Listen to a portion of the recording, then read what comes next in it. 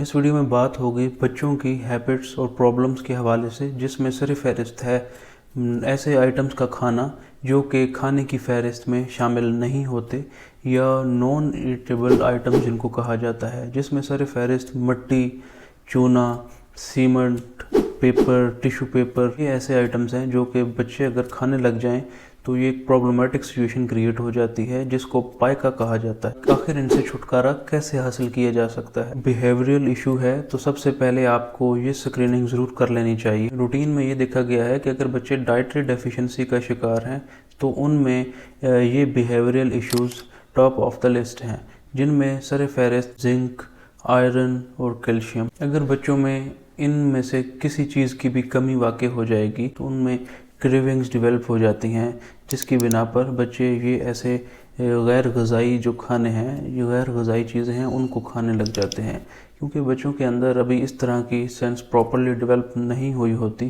کہ وہ فیڈ کی ڈیمانڈ کریں، وہ کھانے کی ڈیمانڈ کریں۔ کسی چیز کی کمی کا بچے شکار ہیں تو آپ سپلیمنٹیشن سے ان کی سم ٹائم بچے چیز کی ڈیمانڈ کرتے ہیں کھانے کی، سم ٹائم وہ پراپرلی نہیں کر پا رہے ہوتے، تو اس وجہ سے ان کو جب کریونگز ہوتی ہیں تو اس طرح کی جو نان ایٹیبل آئٹمس ہیں ان کو وہ کھانے لگ جاتے ہیں۔ اسیسمنٹ بے حد ضروری ہے کہ بچے میں کس چیز کی کمی واقع ہو گئی ہے، کون سے سپلیمنٹس کو ان کی ضرورت ہے، تو وہ سپلیمنٹس آپ ان کو ٹائملی سٹارٹ کروا دیں۔ اگر آئرن سپلیمنٹس کی بات کریں تو ڈیفرنٹ آئٹمز مارکیٹ میں اویلیبل ہیں۔ کے سیرپ اگر آپ دیکھیں تو انسٹیک ڈی، اوسنیٹ ڈی، یہ سپلیمنٹس ہیں۔ زنک کے بھی ڈیفرنٹ سپلیمنٹس ہیں، اورسیرس، زنک کیٹ اور کسی supplement according to age and weight آپ پریفر کر کے ان کو آپ سٹارٹ کر سکتے ہیں آپ اپنے ڈاکٹر کی ایڈوائس سے۔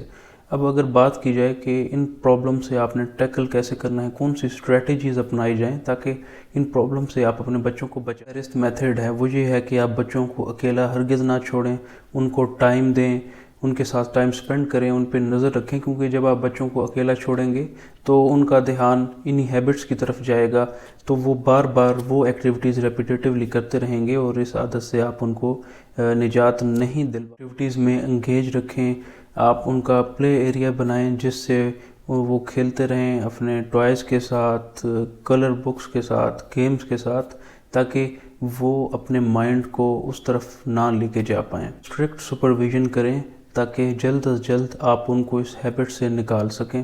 آپ بچوں کا ایک پراپر میل پلان سیٹ کریں، آپ ان کا ایک پراپر ڈائٹ پلان سیٹ کریں اور جو ہیلدی نیوٹریٹو ویلیو والا میل ہے آپ ان کو وہ دیں۔ دن میں آپ ایک ٹائم فریم سیٹ کر لیں جس ٹائم فریم پہ آپ نے بچوں کو میل دینا ہے۔